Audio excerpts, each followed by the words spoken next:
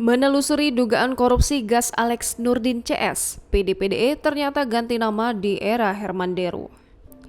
Nama perusahaan daerah pertambangan dan energi PD-PDE Sumsel terbawa dalam kasus korupsi gas yang melibatkan mantan gubernur Sumsel 2 periode Alex Nurdin.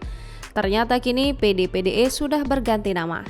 Kerugian negara pada kasus ini mencapai 30 juta US dollar atau dengan kurs hari ini maka sekitar 429 miliar rupiah.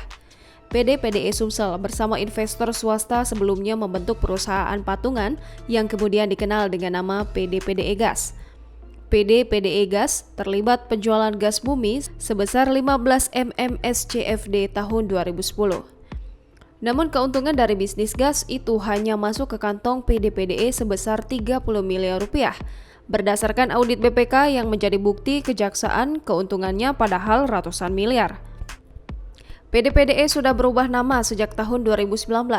Perubahan nama ini setelah Alex Nurdin tak lagi menjabat Gubernur Sumatera Selatan, namun di masa Herman Deru.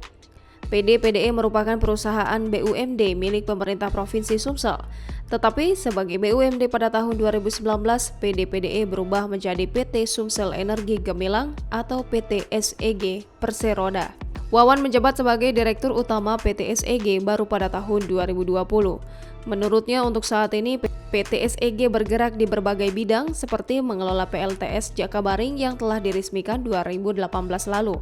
Kemudian menjual gas untuk jadi CNG serta beberapa anak usaha seperti stasiun pengisian dan pengangkutan bul LPG. Namun meski sudah berganti nama, ternyata PT SEG masih memiliki saham di PD-PDE Gas yang sedang bermasalah itu. Harga per lembar saham perusahaan itu adalah Rp1.000.